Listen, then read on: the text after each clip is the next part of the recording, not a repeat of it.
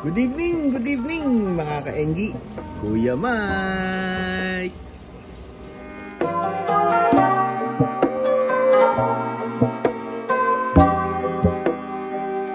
So mga ka-Enggi, no, nandito po tayo ngayon. Dapat meron tayong unboxing ngayong gabi kasi may inaabatan tayong delivery. Pero according dun sa magdi-deliver, naka-unbox na siya. So dadalhin na sa dito ng buo. Inaantay na lang po natin, no? So tara, samahan niyo ako. Tara! Let's go! So mga ka-Enggi, no? Yun, no? Pasensya na kung medyo malikot kasi wala tayong tripod, no? Share ko lang sa inyo itong scripture galing sa Jeremiah 17 verse 7, no? But blessed is the one who trusts in the Lord, whose confidence is in Him. So napakaganda po na scripture from the book of Jeremiah. So sinasabi po dito that we are blessed, lalo na kung nandun yung ating trust at confidence kay God, no? So ngayon yung darating na blessing dito sa akin is actually matagal na po ito.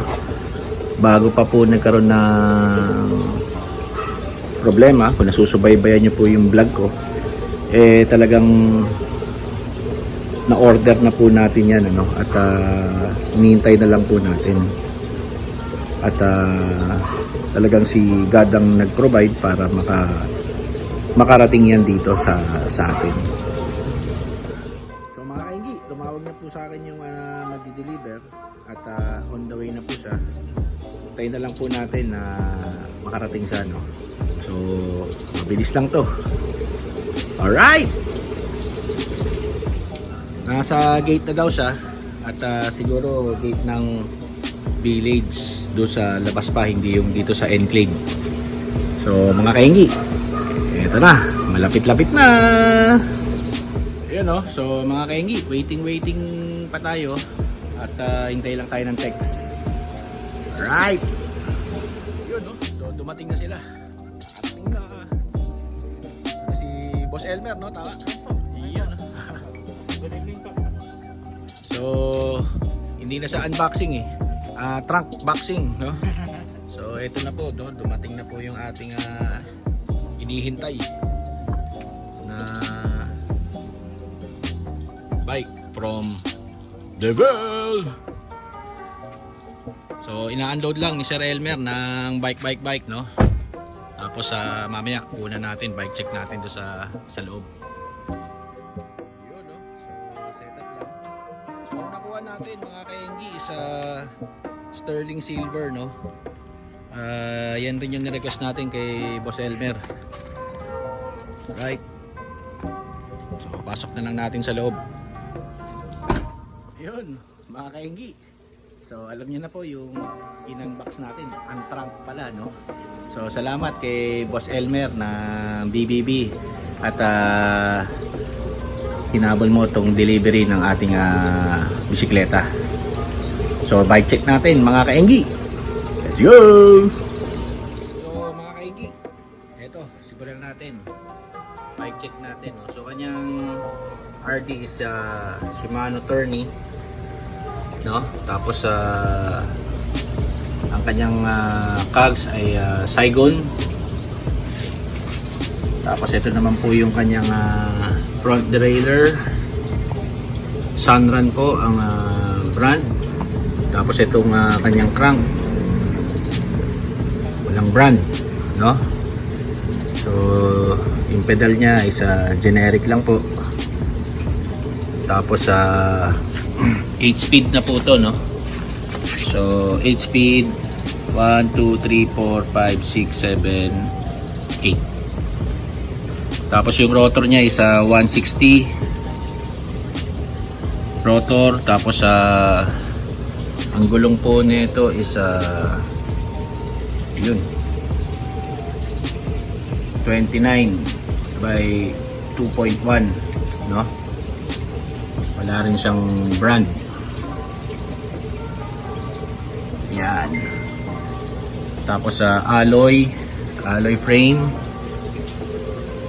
Tapos 640 lang po yung haba nung sa cockpit. Tapos naka hydraulics brake na po siya. Ayan po yung brand niya. Tapos yung shifter niya is Altus po. Tapos meron po siyang lockout. Ayan, matigas lang yan. Right. So ito po yung Devel 29er, Devel Hunter 1 silver. Happy ako para sa kanya. Good job Devel team. Right. So mga kainggi, no? Yun po, na bike check na po natin, no? Yung Devel Hunter 1. At so far, so good. Na road test ko siya kanina bago ko iniwan ni Sir Elmer. Okay naman yung mga shifter, yung pag-shift from sa crank, from big crank to small crank, do sa cogs from 8 to 1, 1 to 8, no? So ayun, salamat, no? At nakapag-gawa kayo ng magandang klase na budget bike. Alright.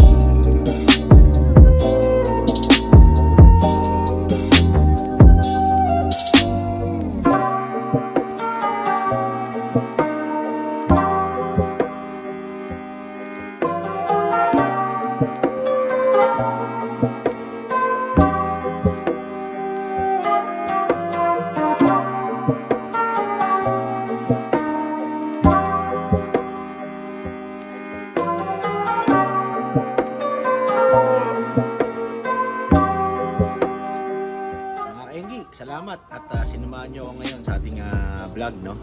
Please do comment and share this video. Like nyo na rin po kasi maganda yun para dun po sa analytics na ginagawa ni YouTube, no? At the same time para mas marami pong makanood ng ating video. So mga kainggi, no? Doon pala sa bike check, hindi ko pala nasabi, no? Small to medium ang size po nung frame ng ating Devel Hunter 1. So mga kainggi, kung napadaan lang po kayo dito sa ating channel, huwag niyo po kalimutan na mag-subscribe and hit the notification bell para po updated po kayo sa ating mga bagong video uploads. So mga kainggi, salamat! Alam na this! Bye-bye!